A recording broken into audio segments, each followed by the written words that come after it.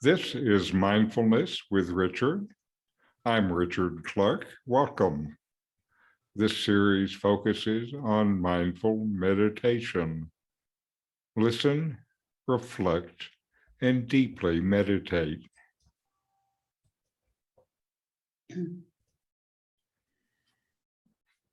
Hello, everybody.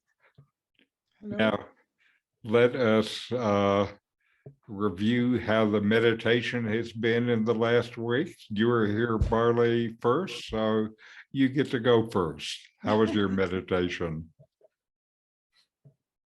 You're muted.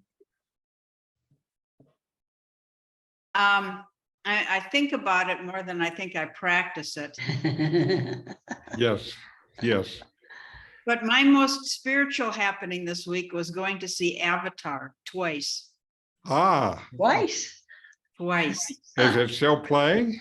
No. Okay. I was Yeah. wondering when it was going to be here locally so I could go Oh, see it, but too bad. I wasn't fast enough. I know, I just stumbled upon it. Okay. Well, very good. My teacher, Nomi, used to say that actually meditating is better than thinking about it.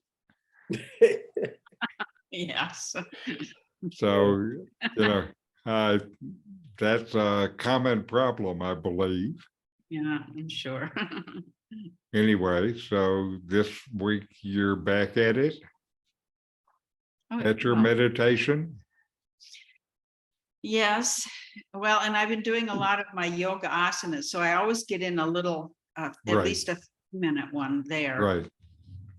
And for a while you were doing the walking meditation. Oh, yeah, that's still what I'm working on. Yes. Okay.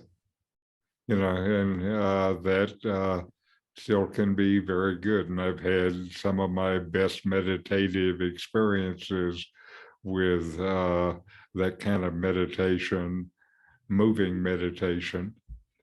Mhm. Yeah. So good. And that you're still keeping it up even when you are doing Avatar instead of you're sitting. It's good. Yeah, but it was very spiritual for me. Well, very good. Yeah. Now, how about you, Adele? How's your meditation been?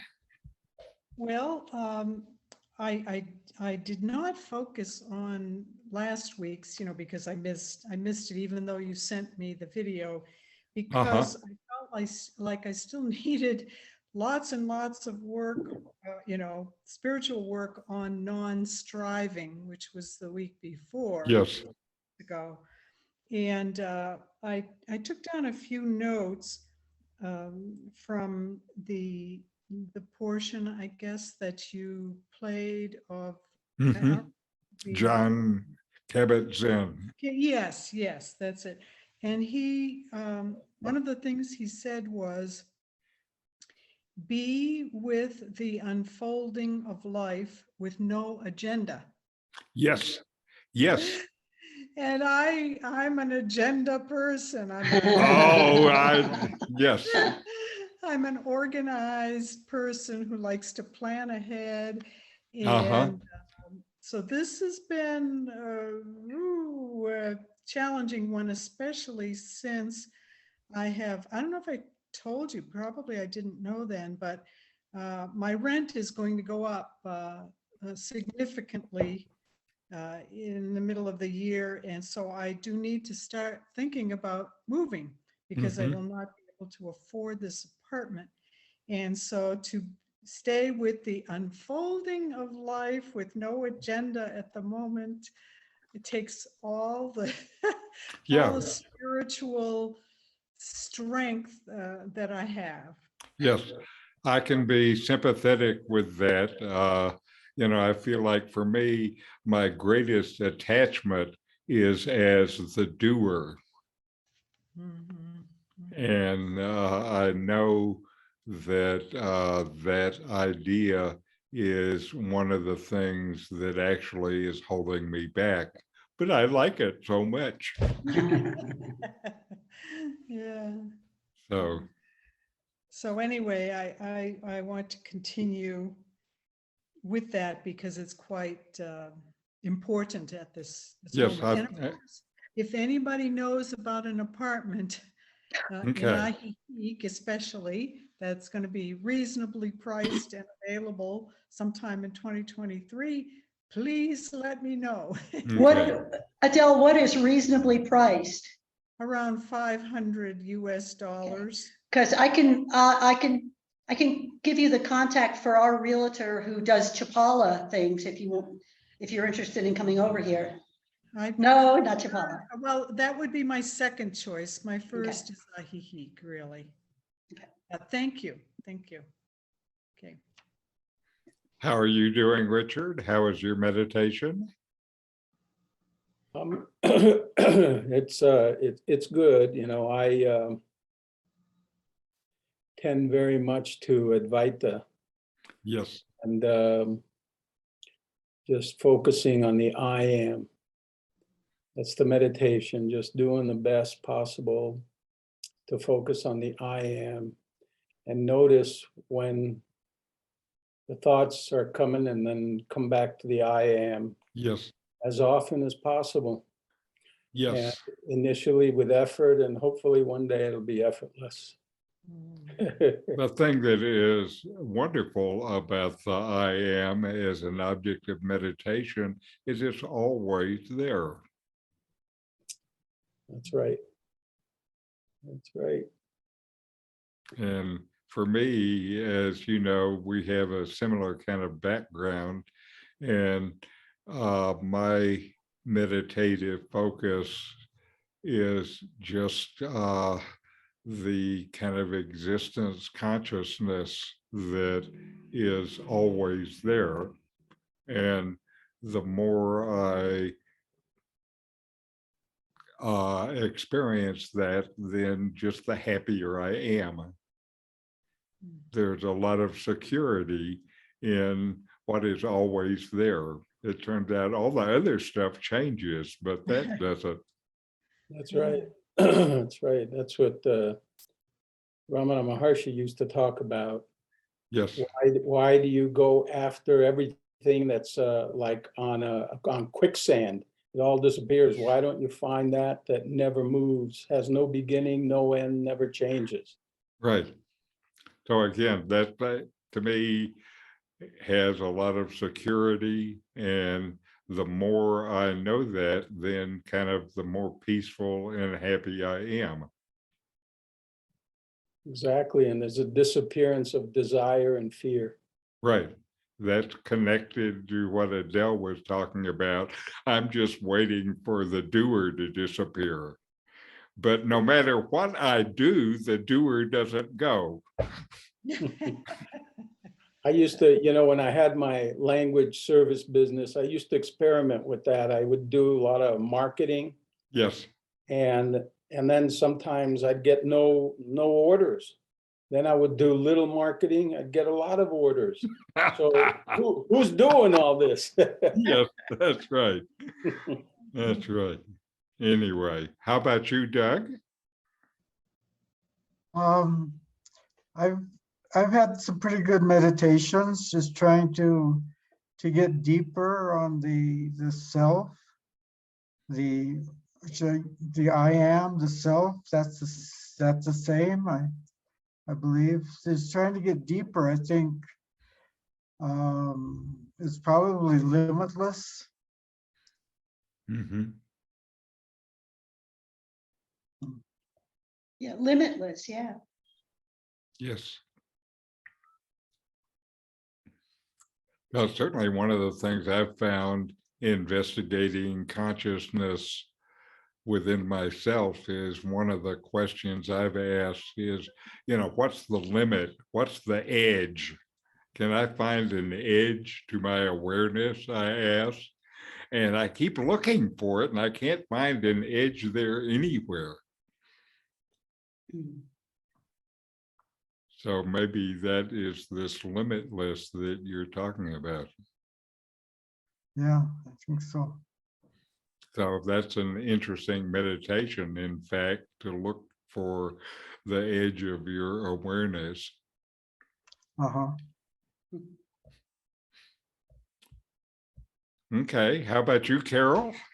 Nothing really to report. I'm still battling with my noisy mind, and it's really hard to get it to shut up enough, but when it does, I have good meditations. Okay, well, very good. Now, maybe I'll be giving another kind of advanced breathing practice in this session. So maybe I'll give you another trick that you can use to quiet your mind.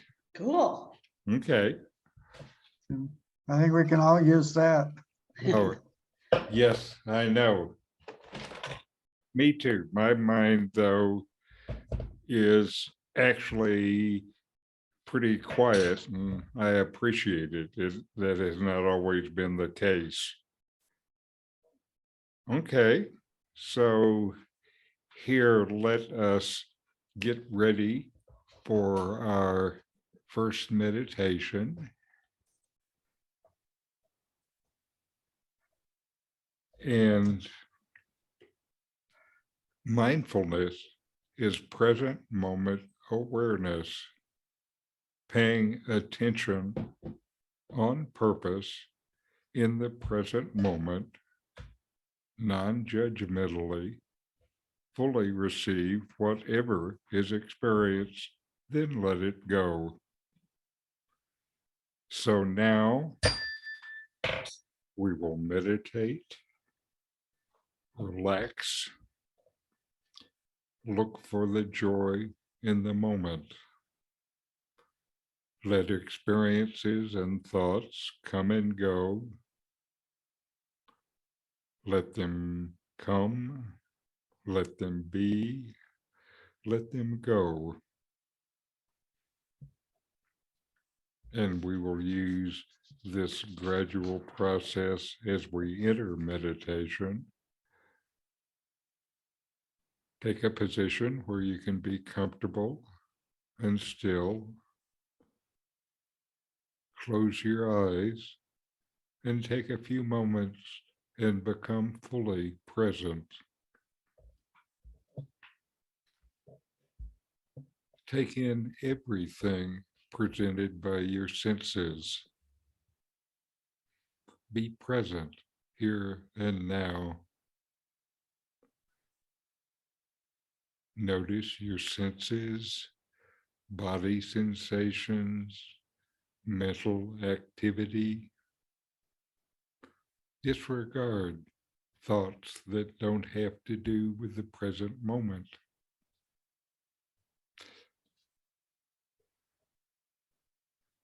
Once you are present with sensory stimulus, limit your attention to body sensations. Let everything else slip into the background of your peripheral awareness. Nothing should be suppressed from conscious awareness.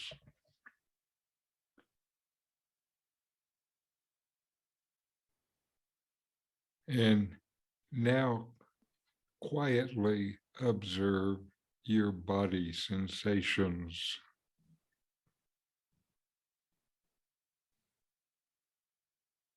Then let your attention naturally move to the movement of your breathing. Pay attention to breath-related sensations like the expansion and contraction of your chest. And without restricting your peripheral attention, focus your attention on these breath-related sensations.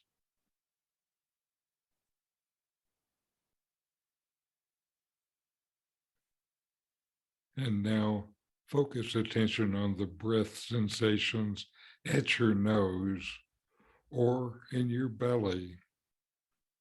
Find where it is the clearest. Don't follow the breath up and down, but keep your attention here. This is your primary meditation object. Maintain peripheral awareness in the background. Nothing is excluded.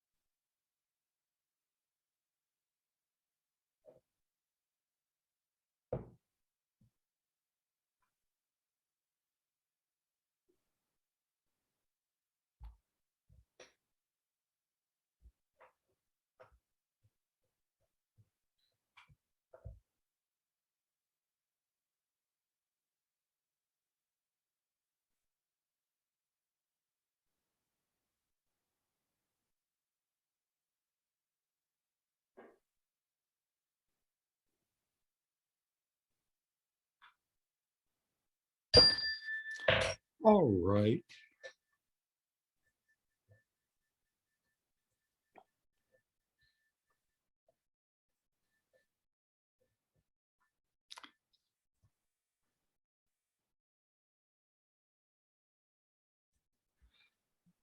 Now, today, I want to talk about letting go. This is one of the essential attitudes of mindfulness. These essential attitudes, as defined by John Kabat Zinn, form a foundation for mindfulness. They are non-judging, patience, beginner's mind, trust, non-striving, acceptance, letting go, gratitude, and generosity. Today, we're talking about letting go and learning how to let go and sit with the present moment is at the core of mindful living. Every time we take a breath in, we have to let it go. Otherwise, there's not room for the next breath. Receive and release over and over. This is the natural rhythm of life. Now, what is the mindful attitude of letting go? The mindfulness teacher, John Kabat Zinn, considers letting go to be synonymous with letting be. This refers to an open, relaxed, non-judgmental acceptance of what is and requires no action, rather a mindful being with things as they are. Thich Nhat Hanh says that perceptions are the ground of all afflictions. His idea of letting go is more active. Quote from him, throwing away notions and ideas that are at the base of our suffering. One approach is open and receptive. The other is an active process. I'll talk about both approaches. Letting go is an integral part of mindfulness, which I repeat every session before our first meditation. Paying attention non-judgmentally, fully receive whatever is experienced, then let it go. So letting go is also an essential part of mindfulness breathing as we breathe out. Now, what is involved with letting go? Letting go may involve external physical objects, letting go of things. Letting go is also internal, letting go of internal mental objects, feelings, desires, ideas, hopes, and fears. The internal letting go is, I think, the most important and maybe the hardest. For physical objects, just knowing that everything is temporary, everything changes, this may be enough. So when it's fully here, experience it, cherish it, revel in it. When it passes, let it go and be grateful for what you had. This letting go, if you can't do it, you'll suffer at the loss of some loved object, like an old photo or book or the scratch on your new car. Especially, you'll suffer from the loss of a loved person or pet. All things pass away. They were created and will someday pass away. Letting go when things pass away is an essential part of life. On the internal side, John Kabat Zinn talks about letting go and letting be.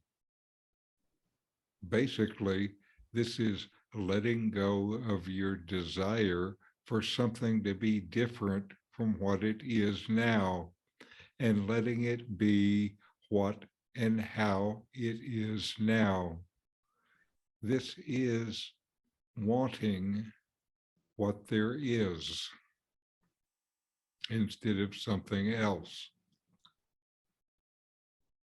Now, what is at the base of this letting go? In our meditation, we experience it like this. We are meditating, the mind starts to quiet. Then there is a thought. Observing this, we see that thoughts just come up, even when you don't want them to. So in mindfulness, seeing that we can't control thoughts, we learn to just notice that a thought has risen, then return to watching the breath over and over. And over time, with practice, the mind gets quieter. But wouldn't it be great if the thoughts just wouldn't come up? So this leads to active processes like those talked about by Thich Nhat Hanh. My teacher, Nomi, would say that thoughts don't just come up. Rather, they are the results of our tendencies, our mental habits. These are based on what we think will make us happy. We remember what has made us happy or unhappy and either want more of the good stuff or less of what makes us unhappy. Tendencies turn into habits. So when, for example, when you see a piece of chocolate, you either want it or you don't, depending on which way your tendency is wired. At the base for the tendency is some idea about happiness and where you will find it. It's based on the idea that this thing or action or interaction will bring you happiness. When you actively let go, you let go of your tendencies. This means that your response to life is based on the experience of this moment, not on the automatic reaction that rises from your tendencies. Nomi taught to investigate our ideas of happiness and where it comes from. As long as you think happiness comes from outside of yourself, the desire for it will continue to come up, and with it, as a thought that rises seemingly out of nowhere. But where does happiness come from? If you look closely, you'll see that happiness is internal. It may be stimulated by an event or object, but the experience is within. Also, if you look closely, you will also see that there is happiness even without external things, happiness that just wells up from within, seemingly without any reason or cause. You might also notice that happiness that seems to come from external things and events is temporary. It just comes and goes, while the happiness from within is different. It is just there when you make the effort to notice it and get your thoughts out of the way. Your desires, your tendencies are directly linked to your ideas about what brings you happiness.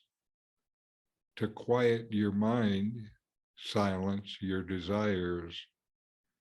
To silence your desires, really know that the source of happiness is within, not in the world. Learn to find the happiness that is within, so you'll stop looking for happiness outside in the world from all these objects. Another thing involved is the completion of your experiences. Werner Erhard said in his S training, quote, "There are two kinds of experiences, ones that you have finished and the other ones." Many times dealing with painful experiences, we hold back and push them down. We don't finish them by experiencing all the pain, upset, and anger. We just lock them up inside and use some of our life energy to keep them locked up. If you find ways to complete these incomplete experiences by experiencing them out, then and only then can you let go of them. When you know about this, you can strive to complete these kind of experiences at the time rather than holding back and holding them in. Now, James Barras, a teacher and writer about meditation, says there are three things you can do to being more letting go in your life. The first is let go of story. The next is let go of stuff. The third is to let go of busyness. We all have our story. We are the star of our story. What story can you let go of? What story do you want to cultivate that creates more peace and balance? It's your story after all. We acquire so many things because we believe that this thing, this experience will make us happy. What if we could come from a place of enough? How much stuff would you actually need? What do you really need to feel full and satisfied? Sometimes the best way to have more time, connection, and freedom is to commit to less. How can you simplify your life so you have time for what really matters? What is the first activity you can let go of today? In letting go and letting be, we are either in mindful action or mindful rest. Both call for our participation and our commitment to quality of thoughts and actions to ourselves, others, and the world around us. So let go, let it be, and be happy with what you have. And now another video from John Kabat Zinn on letting go.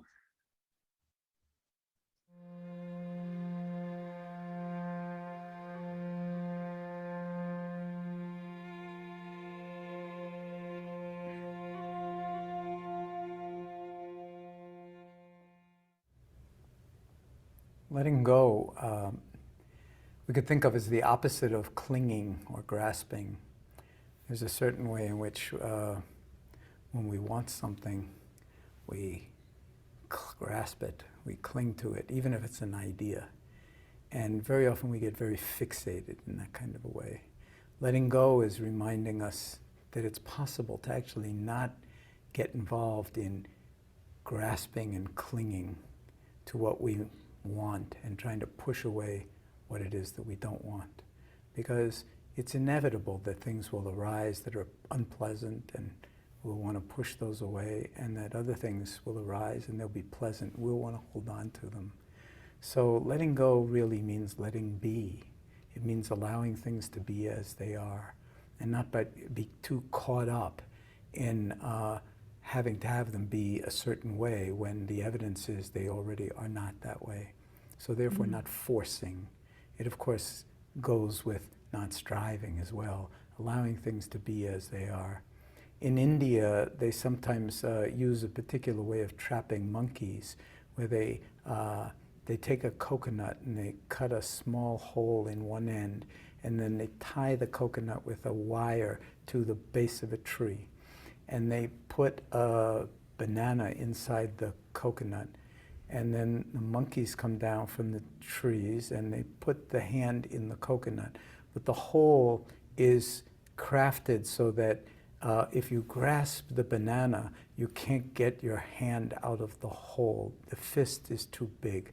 So you have to let go of the banana to actually release your hand. So the monkeys don't want to let go, and that's how they're trapped. So letting go, or letting things be as they are, means allowing the recognition that when you are caught by your own desire, by your own attachment to things being a certain way, that's painful. But that the letting go is actually the doorway to freedom. And it's something that you don't do once. It's something that you practice over and over and over again, moment by moment by moment. Every time, excuse me, every time you catch yourself clinging to something, you remind yourself it's possible to just let it be and to just let it go. The breath can remind us of that too, because every time we take a deep, because the breath can remind us of that, because every time we take a breath in, we have to let it go. Because otherwise there's no room for the next breath. So it's a natural part of life to receive and then release. Receive and let go.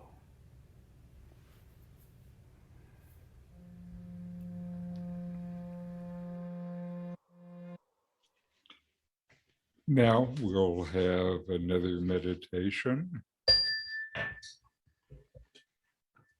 And during this meditation, pay attention to the instant when your breath starts to change. Last time we did this at the start of the breath. Now we're going to do it at the in-breath and the out-breath.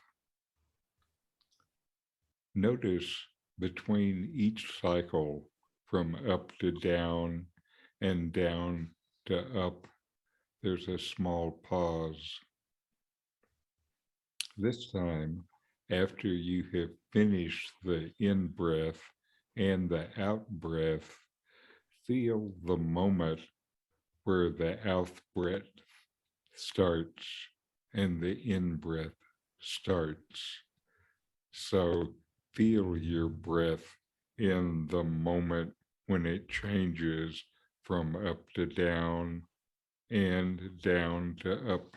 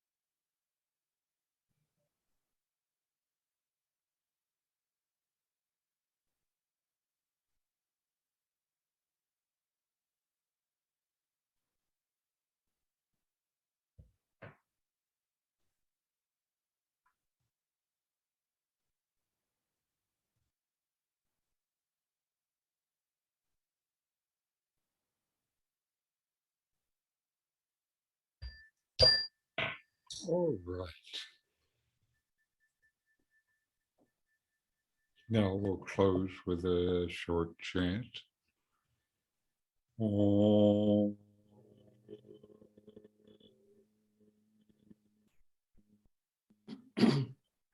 Shanti, Shanti, Shanti, Shanti. Shanti. Om. Peace, peace, peace. Peace.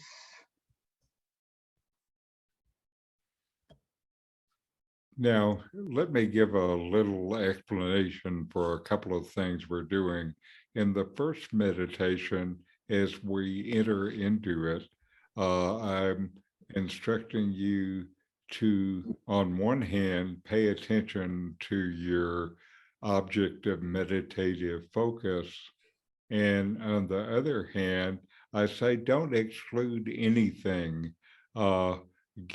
Get let the stuff in from your peripheral awareness.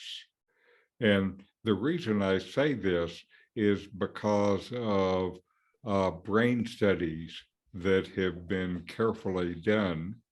And what they have found is that meditation, where it is tightly focused on the object of meditation, while it has some benefits, the benefits to the brain are actually fairly small when you compare them to what they call open awareness mindfulness, when your mind can go out and also be aware of other things that are in this other part of your nervous system, the peripheral awareness. So doing both of them at the same time is one of the things that really enhances the effect of the meditation upon your brain. And since part of the reason I think it's good for us old folks to do this kind of meditation is that it slows down and even stops the decrease of our brain size, which happens once you're 60, your brain loses about 5% of its volume every decade. And so that's just a natural part of the aging. But it turns out in people who meditate regularly, they don't see that same kind of increase. And in fact, with some people whose meditation is intense, they see the brain actually growing in size. And, I think keeping our brain healthy is one of the things that is an immense benefit to all of us. And it's certainly something I want for myself. So that's part of the way I organize my practice. And then in our second meditation, I'm asking you to pay attention at particular places in your breath cycle. And I'll continue to ask you to notice more places as we go along. And the reason for this is to deal with the distractions and your mind wandering. So when you're looking at specific places like this, or multiple places like this, it actually reduces your mind wandering because you give it more to do. And, it's a simple technique, but it's one of the things that reduces your mind wandering.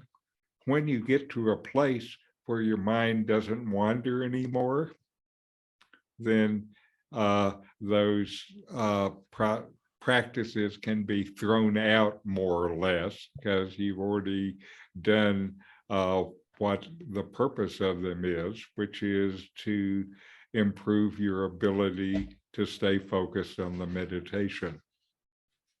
So it's practice, it's a trick of practice that helps deal with the wandering mind that is or has been a trouble for all of us. That's the first thing you encounter when you try to meditate is, I want to meditate, except my mind keeps getting in the way.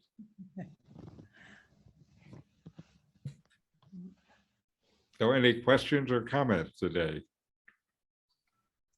Let It Be by the Beatles. Yes, Must have been after they went to India. yes, I Thanks. think they were onto something. Yeah. Letting go is inevitable. And if you try and hold your breath, you just realize how much you'll suffer.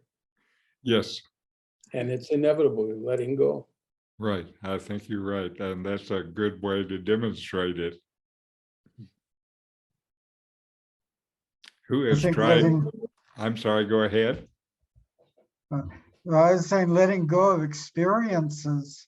I think that's such a wonderful thing. To complete the experience and then just let it go and not keep it still inside and then having Yes. to worry about it again the next day or something. Yes, yes. Now, my brother, when I would go beachcombing with him, he would look around and pick up objects along the beach, shells or rocks or things. And then after a while, he would stop and reach into his pocket and look at what he had and take some things that he'd collected and just throw them away. And I asked him why he did that. And he said he was making room for more wonderful things. So I think that is very much like this letting go.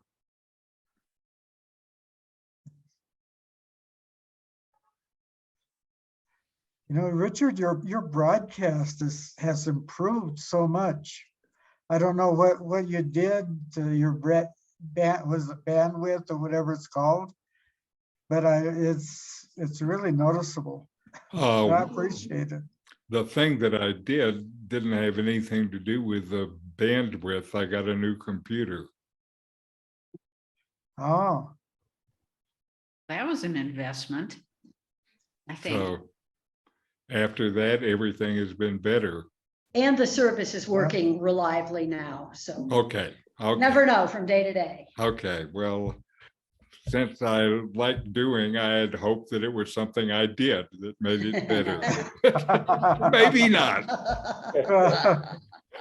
Yeah, you had to buy the computer, so it was a doing. Right. Anyway, thank you very much for joining me today, and have good meditations, and we'll see you next time. Namaste. Namaste. okay, thank you. Holidays.